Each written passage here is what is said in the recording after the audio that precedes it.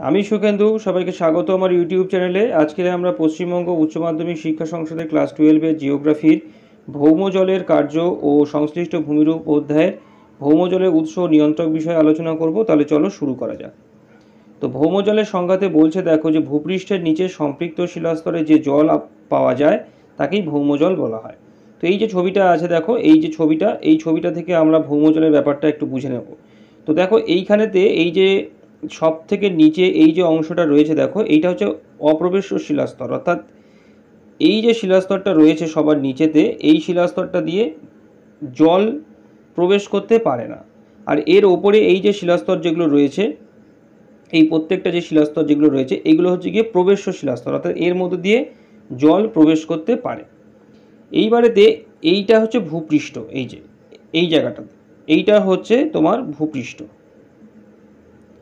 এবার এই ভূপৃষ্ঠের উপরেতে যখন বৃষ্টিপাত হয়, এই যে বৃষ্টিপাত ধরো হচ্ছে, এবার বৃষ্টিপাত হলে কি হয়, যেহেতু এগুলো প্রবেশ্য শিলাস্তর, সেই কারণেতে বৃষ্টির জল মাধ্যাকর্ষণ শক্তির দ্বারা নিচের দিকে অনুশ্রবণের মাধ্যমেতে প্রবেশ করতে থাকবে। শিলার মধ্যে যে রন্ধ্রগুলো আছে সেই রন্ধ্রের মাধ্যমেতে আস্তে আস্তে মাধ্যাকর্ষণ বলের দ্বারা আকর্ষিত হয়ে এই জল ভূপৃষ্ঠের ওপরেতে যে বৃষ্টির জল, সেই জল আস্তে আস্তে কী হবে না, ভূ অভ্যন্তরে প্রবেশ করতে থাকবে।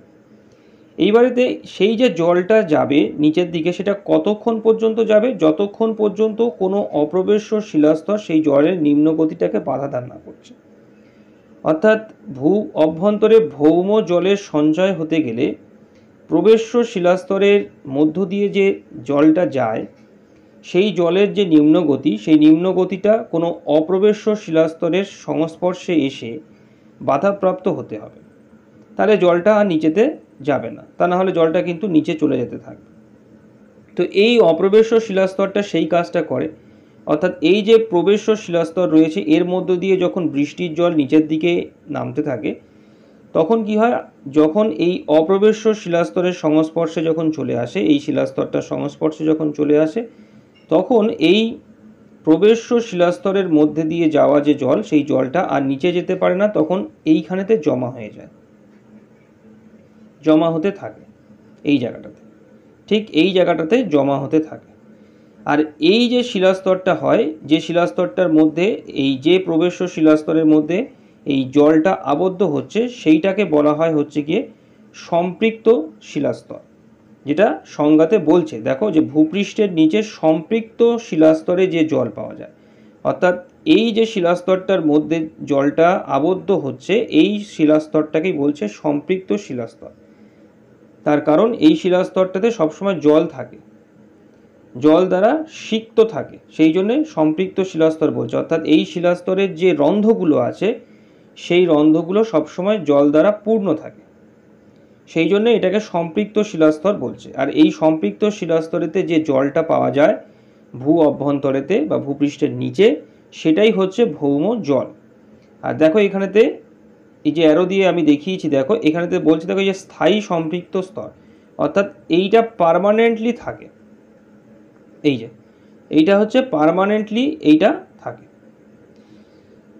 মানে গ্রীষ্ম হোক বা বর্ষা হোক বা শীতকাল হোক, যখনই হোক না কেন এই স্থায়ী সম্পৃক্ত স্তরেতে জলটা সবসময় কিন্তু আবদ্ধ থাকে, কখনো শুকিয়ে যায় না, সেই জন্য এটার নাম হচ্ছে স্থায়ী সম্পৃক্ত স্তর। এবার দেখো এর ওপরে আর একটা স্তর আছে, যেটাকে বলছে সবিরাম সম্পৃক্ত স্তর। এখানেতেও আছে দেখো, আর এখানেতেও আছে দেখো। তো এই যে সবিরাম সম্পৃক্ত স্তর, এটা কি, এটা হচ্ছে যে বর্ষার সময় যখন জলের পরিমাণটা বেশি হয়, তখন এই স্থায়ী সম্পৃক্ত স্তরের মধ্য দিয়ে জলটা আরও ওপরের দিকে উঠতে থাকে, অর্থাৎ জলপৃষ্ঠটা, এই যে ভৌম যে জলপীঠ বা জলপৃষ্ঠ যেটা, সেটা কিন্তু আরও একটু ওপরের দিকে উঠে যায়। এবং এইটা হচ্ছে গিয়ে সেইটা যে সবিরাম সম্পৃক্ত স্তর, এইটা কিন্তু সব সময় এই স্তরটাতে জল কিন্তু পাওয়া যায় না, এই জায়গাটাতে এটাও কিন্তু সম্পৃক্ত স্তর, কিন্তু এখানেতে শুধুমাত্র তোমার বর্ষা ঋতুতে, অর্থাৎ যে সময়তে বৃষ্টির জলটা বেশি পরিমাণেতে মাটির মধ্যে ঢোকে বা ভূ অভ্যন্তরেতে প্রবেশ করে, ঠিক সেই সময়টাতেই কিন্তু এই সবিরাম সম্পৃক্ত স্তরটাতে কিন্তু জলটা পাওয়া যায়। তাছাড়া কিন্তু যখন গ্রীষ্মকাল আসে বা শীতকালের সময় যখন বৃষ্টিপাতের পরিমাণটা যখন কমে যায়, সেই সময় কিন্তু এই সবিরাম সম্পৃক্ত স্তরের মধ্যে কিন্তু ভৌমজল আর থাকে না, সেটা তখন আরও নিচে নেমে এই স্থায়ী সম্পৃক্ত স্তরের মধ্যে কিন্তু চলে আসে, আবদ্ধ থাকে। এইটা আর এর ওপরে দেখো আর একটা স্তর রয়েছে যেটাকে বলছে অসম্পৃক্ত স্তর। এর মধ্য দিয়ে কিন্তু কখনোই ভৌমজল থাকে না, অর্থাৎ সেটা যে কোনো ঋতু হতে পারে, কোনো ঋতুতেই কিন্তু এর মধ্যে ভৌমজলটা কিন্তু আবদ্ধ হয় না, এর মধ্যে দিয়ে কিন্তু জলটা যায়। যখন ওই ভূপৃষ্ঠের ওপরেতে যখন বৃষ্টিপাতটা হয় তখন এই অসম্পৃক্ত যে স্তরটা রয়েছে এই স্তরটাও কিন্তু প্রবেশ্য স্তর, এবং এর মধ্য দিয়ে কিন্তু ভৌম জলটা কিন্তু নিচের দিকে নিম্নগতি প্রাপ্ত হয়, অর্থাৎ নিচের দিকে যায়, জলটা নিচের দিকে যাচ্ছে কিন্তু কখনোই এই জলে এই যে স্তরটা আছে এই স্তরটাতে কিন্তু ভৌম জল আবদ্ধ হচ্ছে না। সেই জন্যে এর রন্ধ্রগুলো কখনোই ভৌম জল দ্বারা সিক্ত হচ্ছে না, কিন্তু এর মধ্যে কিন্তু ভৌম জলটা কিন্তু নিচের দিকে যাচ্ছে। তো যেহেতু এখানেতে ভৌম জল আবদ্ধ হচ্ছে না সেই কারণে এটাকে বলছে হচ্ছে অসম্পৃক্ত স্তর। মানে কখনোই এর মধ্যে থেকে মানে যখন বৃষ্টি হয় তখন জলের অস্তিত্বটা আমরা এর মধ্যে দেখতে পাই, মানে বৃষ্টির জলটা এই স্তরটার মধ্যে নিম্নগতি প্রাপ্ত হয়, অর্থাৎ নিচের দিকে প্রবেশ করতে থাকে।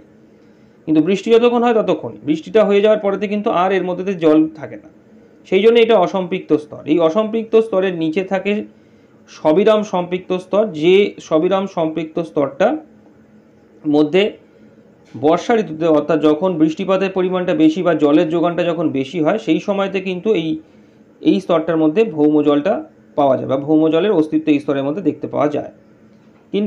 কিন্তু যখন শুষ্ক সময় আসে অর্থাৎ গ্রীষ্মকাল যখন আসে বা শীতকাল যখন আসে, যখন বৃষ্টিপাতের পরিমাণটা যখন কমে যায়, জলের পরিমাণটা যখন কমে যায়, সেই সময়তে কি হয়, সেই সময়তে জলের স্তরটা আরও নিচের দিকে নেমে এই স্থায়ী সম্পৃক্ত স্তরের মধ্যে চলে আসে এই জায়গাটাতে।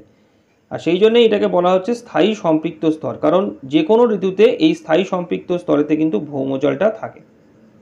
তো এই যে স্থায়ী সম্পৃক্ত স্তরেতে যে জলটা আবদ্ধ অবস্থায় থাকে সেটাকেই কিন্তু বলছে ভৌম জল, অর্থাৎ এই যে ভূপৃষ্ঠের নিচে সম্পৃক্ত শিলাস্তরে যে জল পাওয়া যায় সেই জলটাকেই বলছে কিন্তু ভৌম জল। আর এটা দুভাবে হয়ে থাকে, সবিরাম সম্পৃক্ত স্তরেতেও পাওয়া যায় আবার স্থায়ী সম্পৃক্ত স্তরেতেও কিন্তু পাওয়া যায়।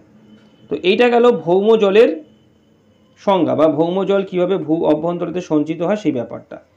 এবারেতে আমরা ভৌম জলের উৎস সম্পর্কে জানবো, অর্থাৎ কীভাবে ভৌম জলের যে মানে আসে, মানে ভৌম জলের যে উৎসটা সেটা কী, মানে ভূ অভ্যন্তরে যে ভৌম জলের যে সঞ্চয় সেই সঞ্চয়ের যে উৎসটা সেটা কোথা থেকে। তো ফার্স্টে আছে দেখো আবহিক জল বা মিটিওরিক ওয়াটার, এটা হচ্ছে ভৌম জলের প্রধান উৎস, অর্থাৎ বৃষ্টিপাত এবং তুষারপাতের মাধ্যমেতে যে জলটা ভূ অভ্যন্তরেতে প্রবেশ করছে সেটাইকেই বলা হয় আবহিক জল বা মিটিওরিক জল, আর এটাই কিন্তু ভৌম জলের প্রধান উৎস হিসেবে কাজ করে। তারপরে একটা আছে দেখো সহজাত জল বা কনেট ওয়াটার, এটা হচ্ছে কি যে পাললিক শিলা সৃষ্টির সময় শিলামধ্যস্থ সঞ্চিত জল, অর্থাৎ যখন পাললিক শিলার সৃষ্টি হয় সেই সময় পাললিক শিলা যখন স্তরে স্তরে যখন পলি সঞ্চিত হয়ে সৃষ্টি হচ্ছে তখন সেই পলি স্তরের মধ্যে কিছু জল সহজাতভাবেই আবদ্ধ হয়ে থাকে, সেটাকেই বলছে কিন্তু এই সহজাত জল বা কনেট ওয়াটার বলা হয়, যেটাও ভৌম জলের একটা উৎস হিসেবে কাজ করে থাকে। আর একটা রয়েছে দেখো বলছে উৎসন্দ জল বা জুভেনাইল ওয়াটার, এটা হচ্ছে কোনটা, দ্য ম্যাগমার মধ্যে সঞ্চিত উত্তপ্ত খনিজ সমৃদ্ধ জল। আর কি আছে মহাসাগরীয় জল বা ওশানিক ওয়াটার, এটা হচ্ছে কি না সমুদ্র উপকূলবর্তী অঞ্চলে শিলামধ্যস্থ সমুদ্রের জল, অর্থাৎ উপকূলবর্তী অঞ্চলেতে সমুদ্রের যে জল আছে সেই জল কিন্তু চুঁয়ে চুঁয়ে পাশের যে মানে মহাদেশীয় অঞ্চলের যে শিলা আছে সেই শিলার মধ্যে কিন্তু চলে আসতে থাকে, অর্থাৎ স্থলভাগের যে শিলা আছে সেই শিলার মধ্যে কিন্তু সেই জলটা চলে আসতে থাকে। যেহেতু সমুদ্রের থেকে এই জলটা আসছে সেই জন্যে এটাকে বলা হচ্ছে গিয়ে মহাসাগরীয় জল বা ওশানিক ওয়াটার। তো এটাও ভৌম জলের একটা উৎস হিসেবে কাজ করে থাকে, কিন্তু আমাদের মনে রাখতে হবে যে ভৌম জলের যেটা প্রধান উৎস সেটা হচ্ছে এই বৃষ্টিপাত ও তুষারপাত, অর্থাৎ বৃষ্টিপাতের মাধ্যমেতে ভূপৃষ্ঠে যে জলটা আসছে সেই জলটা ভূ অভ্যন্তরে প্রবেশ করছে, বা তুষারপাত হচ্ছে এবং সেই তুষার যখন গলে যাচ্ছে সেই গলে যে জলটা হচ্ছে সেই জলটা যখন ভূ অভ্যন্তরের মধ্যে প্রবেশ করছে। তো এই দুটো হচ্ছে গিয়ে কিন্তু ভৌম জলের সবথেকে প্রধান উৎস হিসাবে কাজ করে থাকে। এরপরে আসছে ভৌম জলের নিয়ন্ত্রক, অর্থাৎ ভৌম জলের যে সঞ্চয় সেই সঞ্চয়ের কতগুলো নিয়ন্ত্রক আছে, যে নিয়ন্ত্রকগুলো এই ভৌম জলের সঞ্চয়কে নিয়ন্ত্রণ করে থাকে। তো প্রথমেই দেখো বলছে অধক্ষেপণের পরিমাণ ও স্থায়িত্ব, অর্থাৎ ভূপৃষ্ঠের ওপরে যতক্ষণ বৃষ্টিপাত হবে বা তুষারপাত যতক্ষণ ধরে হবে তত ভূ অভ্যন্তরে জলটা বেশি করে শিলারন্ধ্রগুলোর মধ্য দিয়ে প্রবেশ করতে পারবে, মৃত্তিকা বা শিলার যে রন্ধ্রগুলো রয়েছে সেই রন্ধ্রের মধ্য দিয়ে প্রবেশ করতে পারবে। অর্থাৎ অধক্ষেপণের পরিমাণ, অর্থাৎ অধক্ষেপণ বলতে বৃষ্টিপাত, তো বৃষ্টিপাত যত বেশি হবে এবং যত বেশিক্ষণ ধরে হবে তত ভালোভাবে ভূ অভ্যন্তরের মধ্যে ভৌম জলের সঞ্চয়টা হতে পারবে। তারপরে দেখো বলছে শিলা বা মৃত্তিকার সছিদ্রতা ও প্রবেশতা, অর্থাৎ কোনো শিলা বা মৃত্তিকা যত বেশি সছিদ্র হবে তার মধ্যে জলটা তত বেশি ঢুকতে পারবে, বা শিলারন্ধ্রগুলোর মধ্যে জলের সঞ্চয়টা তত বেশি হতে পারবে। আর প্রবেশ্যতা যদি ভালো হয় তাহলে খুব সহজে কিন্তু সেই শিলা বা মৃত্তিকার মধ্য দিয়ে জল কিন্তু নিচের দিকে প্রবেশ করতে পারবে, এবং অবশেষে সেটা কোনো অপ্রবেশ্য শিলাস্তরের সংস্পর্শে আসলে সেটা ভৌমজলের সঞ্চয় হবে। অর্থাৎ প্রবেশ্য শিলাস্তরটা কিন্তু থাকতে হবে, কারণ সেই প্রবেশ্য শিলাস্তর যদি না হয় তাহলে ভৌমজলটা প্রবেশ করতে পারবে না। অর্থাৎ প্রবেশ্যতা থাকতে হবে খুব সহজে, যাতে শিলার মধ্যে দিয়ে বা মৃত্তিকার রন্ধ্রগুলোর মধ্যে দিয়ে যাতে জলটা প্রবেশ করতে পারে। অর্থাৎ সছিদ্র হতে হবে এবং প্রবেশ্যতাও ভালো হতে হবে, যাতে খুব সহজে জলটা ভূ অভ্যন্তরের মধ্যে প্রবেশ করতে পারে। এবং অবশ্যই কিন্তু একটা অপ্রবেশ্য শিলাস্তরের উপস্থিতি থাকতে হবে, যেটা দেখো পরেরটাই বলছে যে প্রবেশ্য শিলাস্তরের নিচে অপ্রবেশ্য শিলাস্তরের উপস্থিতি অবশ্যই থাকতে হবে। অর্থাৎ যেটা আমরা ছবিটাতে দেখলাম যে একটা প্রবেশ্য শিলাস্তরের নিচে কিন্তু একটা অপ্রবেশ্য শিলাস্তর কিন্তু অবশ্যই থাকতে হবে। দেখো আমি আগের ছবিটাতে আবার একটু ফিরে দেখাচ্ছি। দেখো দেখো এই যে প্রবেশ্য শিলাস্তরটা যেটা রয়েছে, দেখো এই প্রবেশ্য শিলাস্তরের নিচে কিন্তু একটা অপ্রবেশ্য শিলাস্তরকে কিন্তু অবশ্যই থাকতে হবে। তা না হলে এই প্রবেশ্য শিলাস্তরের মধ্য দিয়ে যখন ভৌমজলটা নিচের দিকে যখন যেতে থাকবে তখন কিন্তু তাকে বাধা দেওয়ার জন্য কিন্তু যদি কোনো অপ্রবেশ্য শিলাস্তর না থাকে তাহলে কিন্তু সে নিচের দিকে চলে যেতেই থাকবে, তাহলে কিন্তু ভৌমজল সঞ্চিত হবে না।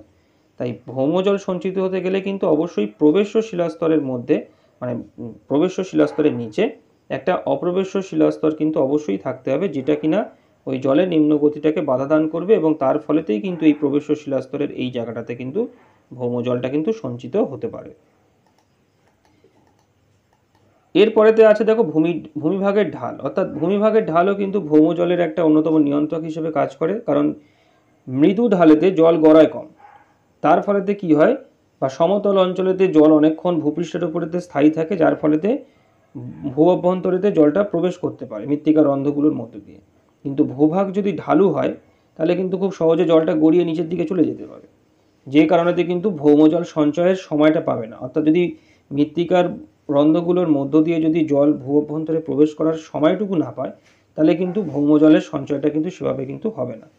তাই তুলনামূলক সমতল বা কম ঢালযুক্ত যে সমস্ত ভূমিভাগগুলো রয়েছে সেগুলোতে কিন্তু ভালোভাবে ভৌমজলের সঞ্চয়টা লক্ষ্য করা যায়, তুলনামূলক যে সমস্ত ভূমিভাগগুলো বেশি ঢালু, যেরকম পাহাড়ি অঞ্চল আছে। তো ভূমিভাগ যদি বেশি ঢালু হয় তখন কিন্তু জল গড়িয়ে যাবে খুব তাড়াতাড়ি, এবং সেই কারণে ভৌমজলের কিন্তু সঞ্চয় সেভাবে হবে না। তারপরে দেখো শেষ যে পার্টটা যেটা রয়েছে সেটা হচ্ছে দেখো ভৌমজলের গুরুত্ব।